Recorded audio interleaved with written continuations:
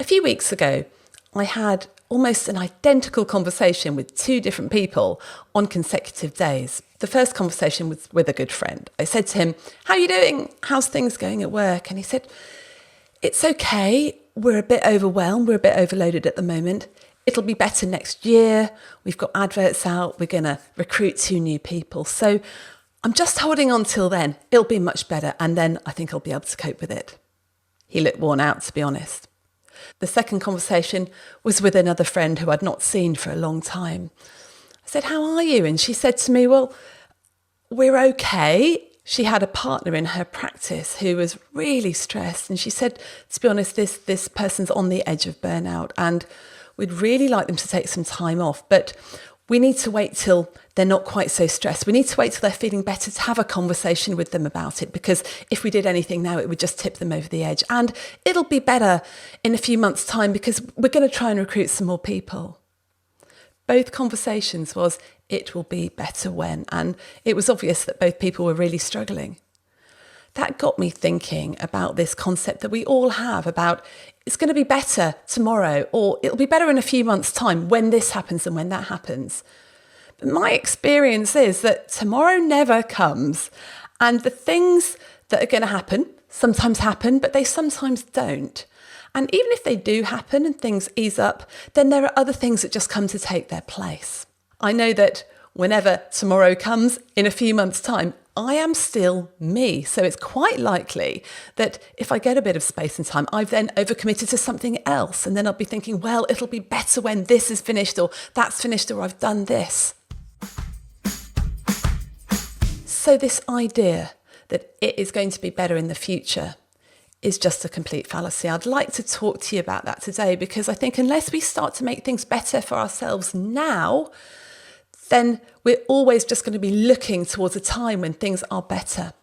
And the other issue is, all the conversations I had with these people were based on things that other people were going to do. It'll be better when they're not quite so stressed, when there are people around to do these jobs, when the department has decided to recruit. None of it was in their own zone of power. None of it was in their control. So they weren't able to make it happen. They just had to cross their fingers and hope that it would all turn out okay. Because if we're relying on other people to do stuff or to change, there's no guarantee that that's going to happen. The only person we have control over is ourselves. Now, the problem with this "it will be better tomorrow" mentality is that while we're waiting for tomorrow to come, we go further and further down the vortex of busyness. We keep overworking because we say, well, it's going to be better then. Even if there's no end in sight, we kid ourselves that what we're doing now is just short term. And then what happens is we become like that proverbial frog in the boiling water, is that the water just keeps getting heated up and heated up and heated up. And soon this overworking, this extra stuff that we were just doing short term just becomes normal. It's the norm. So we end up not changing it at all. And we end up with these feelings of stress, burnout and exhaustion just being normal. And that then resets our baseline for what we expect to get out of life. So instead of thinking it will be better when, we need to start thinking it needs to be better now, and this is how we're going to do that. Obviously, this is easier said than done, but I've got a few suggestions just based on my own experience. Firstly, whenever we think about change and communicating change in an organisation, one of the key principles is urgency. You need to create the urgency to change. You need to create that burning platform. I remember a few years ago, I was talking to a colleague who was a GP, and she was very involved in leading a particular area in the CCG.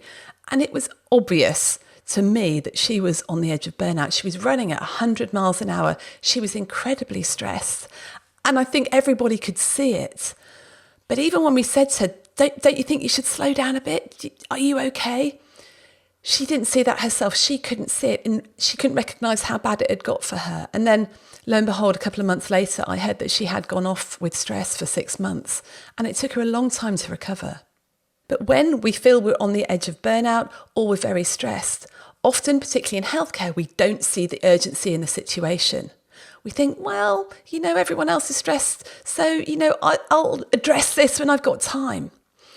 We need to urgently realise that we need to do something to manage that. It's not an option to carry on and on and on. In fact, most people don't carry on and on and on because they can't. Their system will just shut down. And that is how burnout happens. And often burnout can happen very quickly after an extended period of stress.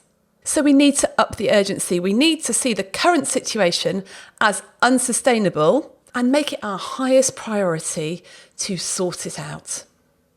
So in change language, we would call this creating the burning platform. So to get some urgency, work out what the burning platform is. Think to yourself, if I carry on like this for the next 6 months, what might happen and what might the consequences of that be? Because burnout often has quite severe consequences. Secondly, I would say beware the partial solution. Beware the a bit. You know, when you're talking to someone who's quite stressed at work and things are going really badly and you say to them, how are you doing? And they go, well, it's been a bit better this week. And what's happened is that last week has been manageable, a bit better than the previous week. And when things get manageable, they go, well, okay, so things aren't that bad after all. So I don't really need to look for any solutions or create any changes. And I can just carry on waiting for tomorrow, which will never come. I've often seen this in people who are struggling with anxiety and worry, and they know it would be good for them to go and see a therapist and talk things through, but then it gets a little bit better. It gets okay so that they can tolerate it. So all those ideas of, well, maybe I should go and talk to a therapist or take up some yoga or do something that's going to help me goes, well, you know, I've gone from 10% to maybe 25%, so it's a bit better. I'm not going to do anything. I would say that when you are a bit better, that gives you some time to actually get on and do something. So beware the partial solution, which will stop you from actually solving the problem. So once you've created that burning platform, really understood the urgency of the situation, you've made sure you're not just going with the, oh, it's a bit better. Well, you need to take action, and you need to take action now. And the first way to take action is make sure you are in your zone of power. So I talk about the zone of power all the time, but essentially, if you imagine a blank sheet of paper with a circle in the middle, inside the circle is everything in your life you have control over. That's your zone of power. And outside the circle will be everything that you have no control over. So obviously, if you're going to take action now, you have to focus on the stuff that you have control over. Focusing on anything else isn't an option because you cannot change it. You have to accept the stuff outside the circle. So it's great if the department is trying to recruit some new consultants, for example. Brilliant. That might not be in your zone of power. So focus on the actions that you can do. So what can you do? Well, there's a question that I quite like to ask when I'm coaching people, and I quite like to ask it myself sometimes. And that is, if you could wave a magic wand right now and make things completely brilliant, what would be happening? That takes away all the, well, I haven't got enough money, I haven't got enough time, that's never going to happen, that's never going to happen. You take away all the blockers, you think, if I could wave a magic wand and just create this new reality, what would be happening? And the interesting thing for me is whenever I've done this, what would be happening in my new reality isn't that far off from what's going on now. It might be things like, well, I'd employ a cook and a housekeeper full time to get all the housework off me. And I think, well, actually, there's quite a lot of that I could do right now. Maybe I could up the hours for the cleaner, or maybe I could get a food box in and ask some of the other people in the family to do some cooking. You know, there are some things that you can do now that you think are only a pipe dream. So what is there in your magic wand wish list that actually you could make happen now? It's a great question to ask. And then there are a couple of strategies to take action. Now, the first one is to just ignore things for a time period. Okay. Now, this is a bit of a risky strategy, but if there is a definite time period on something, you can say, well, my action here, the thing that is in my zone of power is to choose to do nothing for this amount of time. Over the summer, I had the double whammy of A-levels and GCSEs. And so for that period of time, I chose to be at home, not travel around a lot, not to go out so much, just to try and be around with the kids. And any issues that they were having or things that we needed to address, we just put on hold for those few months so that they could get through their exams. But it was a very definite timeline. We knew that there was an end to it. It didn't have this sort of indefinite finish. So if you are going to ignore something, make sure there is a date when you are going to start addressing it. And that date is set in stone. It can't just be elongated and extended.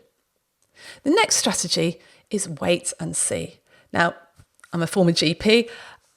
It's a huge strategy in general practice to use watchful waiting with our patients. But if we're going to use watchful waiting, we also need to use a safety net. So if we're watchful waiting with someone's illness to see what happens, we will make sure that we know what we're going to do if things get worse. We make sure we've investigated properly to make sure there aren't any other causes for it. And we make sure that that person knows to come back and spot any red flag symptoms or anything like that. So even though it looks like it's inaction, we've actually got a plan together and think, well, if this happens, this is what I'll do. And if this happens, this is what I'll do. But let's just wait and see how things play out. Again, it can be a risky strategy, but you need to make some plans for actions and say what you're going to do if things don't quite work out the same. And the big thing here is, what are you going to do if things get worse and it escalates? And maybe find some way of measuring it, because things do get worse just in incremental steps. They don't suddenly get worse all at once. Well, unless maybe another partner leaves the practice and you've suddenly got double the work. But beware that frog in boiling water thing, things getting worse so slowly that you don't realise how bad that they've got. And then finally, the option is to take action. And I would always encourage you to look in your zone of power and just brainstorm what options you've got here. What choices have you got here? If you waved a magic wand, what would you love to be in your zone of power? What could you do about things? Now, this might be just making sure you've blocked off time at the weekends and the evenings when you know you're not at work to put in that extra self-care to get through stuff. It may be asking for time off. It may be dropping some work. It may be dropping a role. Whatever it is, work out what is going to make things sustainable for you right now. Now, I was talking to someone recently and they had been coaching somebody who really needed to drop some sessions, but she was really worried in her practice about whether she could even ask or not. She was very nervous about asking. Anyway, this person came back to her a few months later and the coach said, well, what's happened? And she said, well, I just decided to ask for the outrageous. Because long term, if what had been going on had not changed, I would have left anyway. So I thought, well, they've got a choice. Either they can say yes to what I'm asking them, or I'm probably going to end up leaving. So I asked for the outrageous, and you know what? They said yes. So many times we don't ask for the outrageous because we're very worried about upsetting people, or we might seem demanding, or we might seem needy, or it might seem that we can't cope. That dreadful sin of not coping that we are very fearful of as doctors. But what if you did? What if you asked for what you actually needed? The worst that can happen is that somebody can say no. That short-term consequence, which is very upsetting and worrying. This is what stopped my colleague speaking to her partner, who she knew was stressed and burning out. She was so worried about the short-term consequences, about upsetting her, about causing a problem, that she hadn't looked into the long-term consequences. The long-term consequences of someone getting more and more burnt out, going off sick, being unwell for an extended period of time are much worse than that uncomfortable conversation that you might need to have. So think long term. And I've talked about this in another episode when we talked about power language. And power language here is very useful. If there are some actions that you know you need to take to make things better, you can use the power language saying, well, I am choosing to do X. I'm choosing to do this. Why am I choosing to? I'm choosing to do it so that, think of what the long-term consequences, so that this job is sustainable, so that I have a happy family who I actually get to see, so that I carry on thriving and enjoying my job.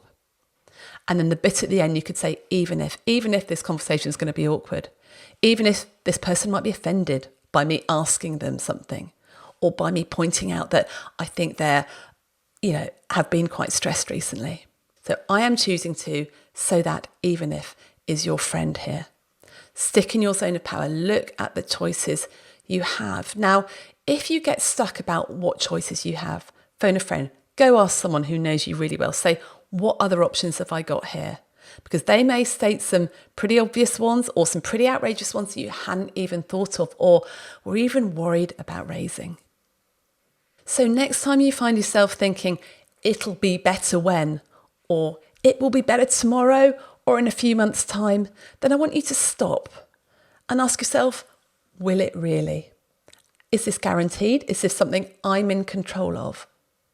And then you can ask yourself, okay, what is in my zone of power to do right now that I am in control of, that are going to make things better today? Because we all know tomorrow never comes. And when tomorrow does come, there you are with all your own stuff. So you'll have overloaded yourself with even more tomorrow too. Make sure that things are sustainable today.